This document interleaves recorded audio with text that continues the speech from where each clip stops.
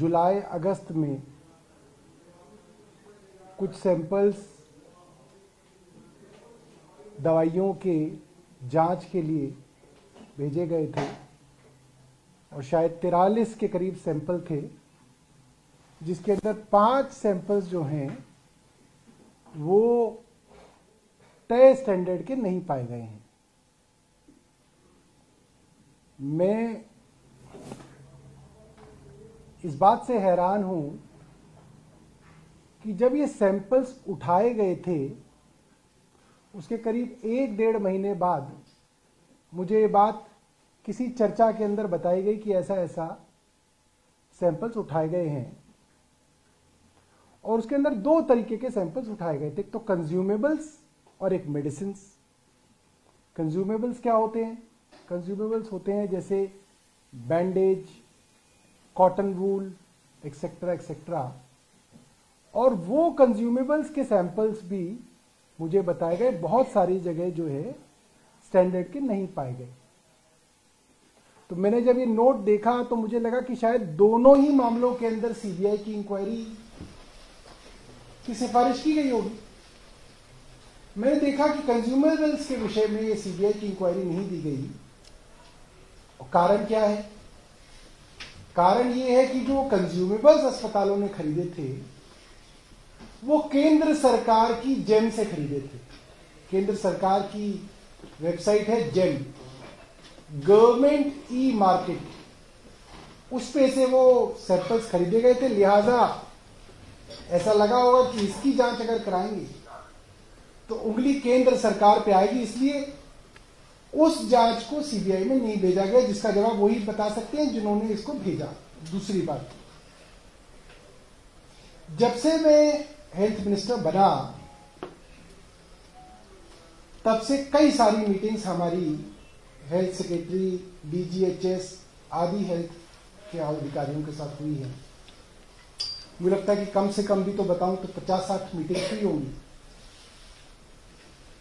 उन मीटिंग्स के अंदर कई सारे फैसले और डायरेक्शंस ली गई और वो डायरेक्शंस हेल्थ सेक्रेटरी को, डीजीएचएस को दी गई। मुख्यतः हेल्थ सेक्रेटरी को दी जाती है क्योंकि वो एक आईएएस अधिकारी होते हैं जो हेड ऑफ डिपार्टमेंट कहलाते हैं, जो हेल्थ के हेड कहलाते हैं, मिस्टर दीपक कुमार।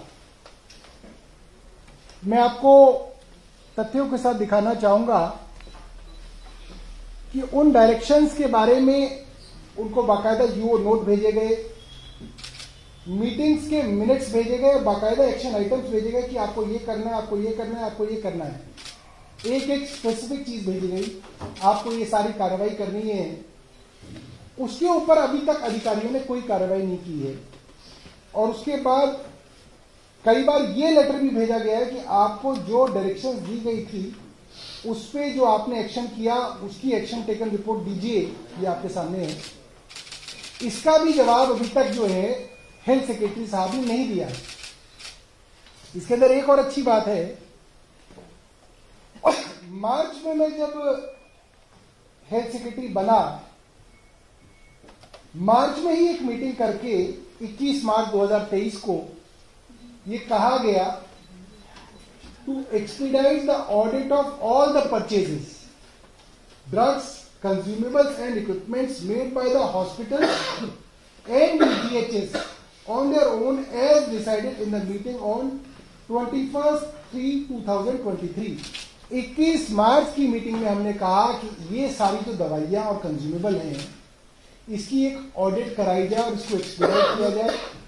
इसकी ऑडिट की डायरेक्शंस को भी हेल्थ सेक्रेटरी ने अभी तक नहीं माना है। अब बात आती है कि वो जो दवाइयां हैं वो खरीदी कैसी जाती हैं अस्पतालों के अंदर। दिल्ली के अस्पतालों में और मुझे लगता है कि लगभग सभी राज्यों के अस्पतालों के अंदर जो प्रोक्योरमेंट होती है वो एक सेंट्रल प्रोक्योरमेंट एजेंसी द्वारा की जाती है, जिसको सीपीए कहा जाता है, सेंट्रल प्रोक्योरमेंट एजेंसी। दिल्ली सरकार के अंदर दशकों से सीपीए जो है दवाइयों की प्रोक्योरमेंट करता है और इस सीपीए को जो हेड करते हैं वो होते हैं डीजीएचएस और ओवरऑल रिस्पॉन्सिबिलिटी जो विभाग की होती है वो होती है हेल्थ सेक्रेटरी की, जो कि है मिस्टर एसबी दीपक कुमार। अगर इस मामले के अंदर कोई धांधली हुई है, नकली दवाइयां आई हैं, भ्रष्टाचार हुआ है, तो सरकार, जो केंद्र सरकार जिसके पास पावर है इन अधिकारियों के ऊपर कार्यवाही करने की, वो अब तक कार्रवाई क्यों नहीं कर रहे हैं? किस चीज का इंतजार कर रहे हैं?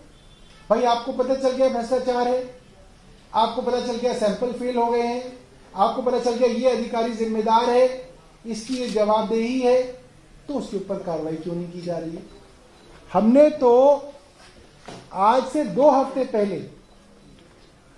इन दोनों अधिकारियों के विषय में 23/10/2023, सॉरी अब तो महीना हो गया, आज से पूरा 1 महीना पहले 23/10/2023 को माननीय उपराज्यपाल जी को अपने मुख्यमंत्री जी के रास्ते ये सिफारिश की हुई है कि इन दोनों ही अधिकारियों को, एसबी दीपक कुमार और डॉक्टर नूतन मुंडेजा को सस्पेंड कर दिया जाए और इनके ऊपर विभागीय कार्रवाई की जाए। अब तक इनके ऊपर कार्रवाई क्यों नहीं की गई?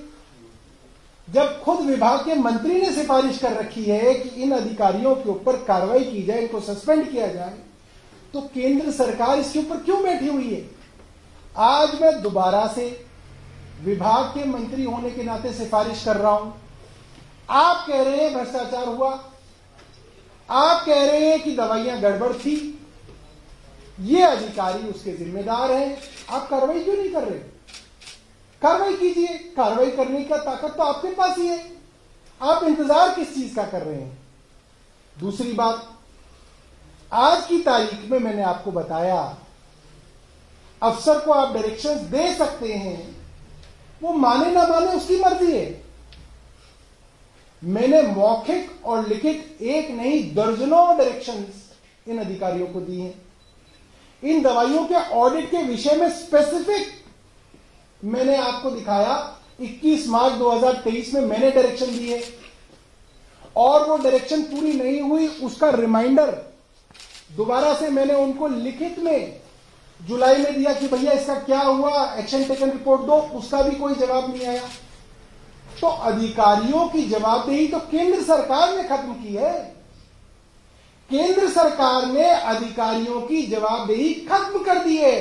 दे are not accountable to the elected government of Delhi, they are not accountable to me, they are not accountable to the minister. मंत्री के प्रति उनकी जवाबदेही ही नहीं है। थैंक यू केंद्र सरकार। तो आप हमसे क्या पूछ रहे हैं?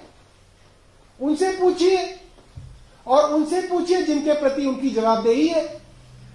अब यह कहना कि भाई साहब भ्रष्टाचार हो रहा था, मंत्री मिलकर भ्रष्टाचार कर रहे थे, अरे जो अफसर हमारी मीटिंग में हमारी डायरेक्शन नहीं सुन रहा, उसको मैं कहता हूं, आपने देखा होगा पिछले 3 हफ्ते से मैं रोज जो है अस्पतालों के अंदर जाता हूं, सरप्राइज इंस्पेक्शन करता हूं। सरप्राइज इंस्पेक्शन के अंदर मैंने हर बार स्वास्थ्य सचिव को कहा कि आप इस इंस्पेक्शन में आ जाइए। एक में भी अगर आए हो तो आप बता दीजिए। पिछले 3 हफ्ते से तो आप लोग देखते हैं कि रोज हम ट्विटर के अंदर वीडियो डालते हैं, एक इंस्पेक्शन पे स्वास्थ्य सचिव नहीं आ रहे, क्योंकि उनकी जवाबदेही नहीं है। उनको पता कि मंत्री हमारा क्या बिगाड़ लेगा, बुला ही सकता है, नहीं जाएंगे तो नहीं जाएंगे। मैंने दिल्ली के सभी अस्पतालों की एक अस्पताल की इंडिविजुअल मीटिंग की अपने सचिवालय के अंदर। एक अस्पताल के एक डिपार्टमेंट के हेड को बुलाया गया। हर अस्पताल के हर विभाग की इंडिविजुअल मीटिंग 1.5 घंटे चली।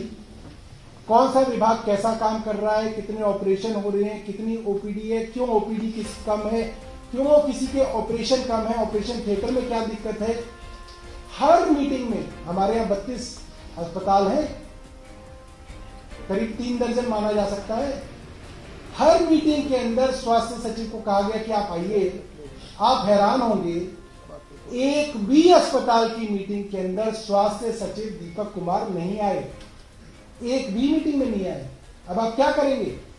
आप कुछ नहीं कर सकते, क्योंकि उनकी जवाबदेही जो है वो हमारे प्रति नहीं, दिल्ली की चुनी हुई सरकार के प्रति नहीं, केंद्र सरकार के प्रति है, तो केंद्र सरकार करे कार्रवाई। केंद्र सरकार किस चीज का इंतजार कर रही है भाई? अगर अब आप ये कहें कि मैं दवाई उठा के मैं खुद जो है उसको टेस्ट करूं, भाई मेरे पास तो टेस्टिंग के इक्विपमेंट भी नहीं है, मैं तो नहीं कर सकता काम। मैं तो डायरेक्शन दे सकता हूं, मौखिक दे सकता हूं, लिखित दे सकता हूं, मौखिक भी दे दी, लिखित भी दे दी, और ये बता सकता हूं कि ये अधिकारी काम नहीं कर रहे, इनके ऊपर एक्शन ले लो।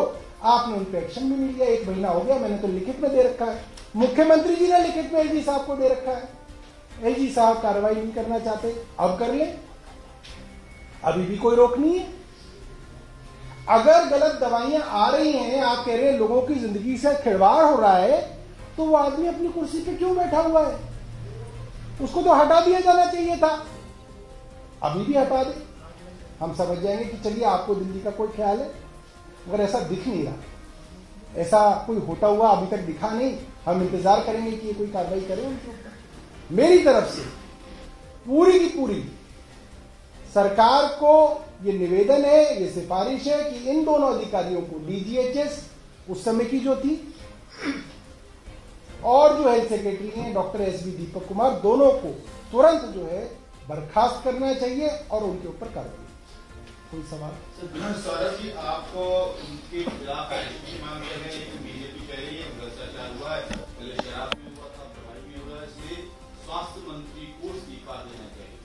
बीजेपी तो कुछ भी कह सकती है, मगर देखिए मजेदार ये बात है कि इस वक्त जो जवाबदेही है अधिकारियों की वो भारतीय जनता पार्टी की केंद्र सरकार के खिलाफ, तो उनकी केंद्र सरकार के अंदर जो भी हैं, मैं नाम नहीं लेना चाहता, जिनके प्रति इन अधिकारियों की अकाउंटेबिलिटी है, जिम्मेदारी है, वो इस्तीफा दें। क्यों नहीं दे रहे?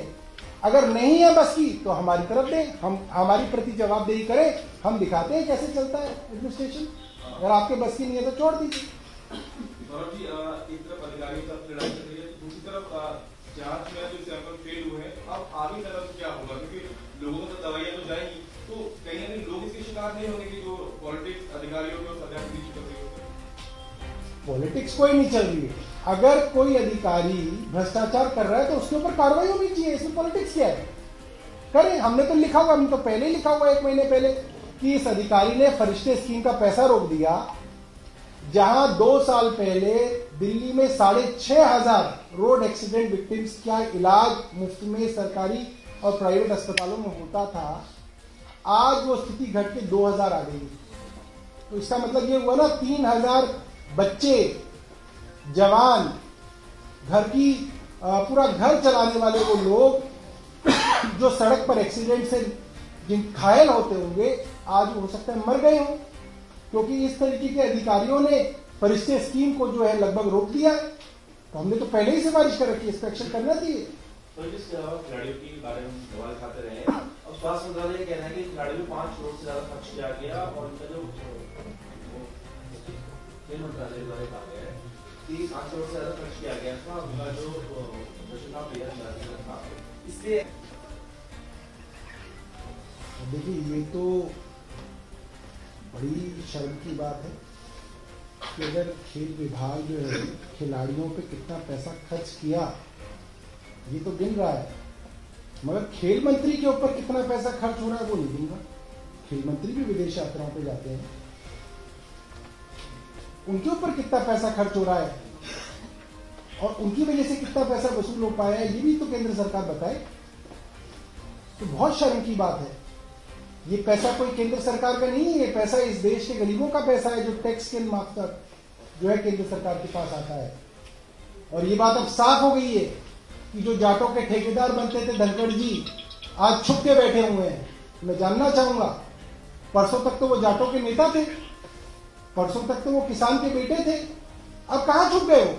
आए, जाटों की बेटियों की इज्जत के ऊपर हाथ डाला जिसने, उन बच्चियों के लिए खड़े हो, कहां छुपे हुए हैं वो लोग?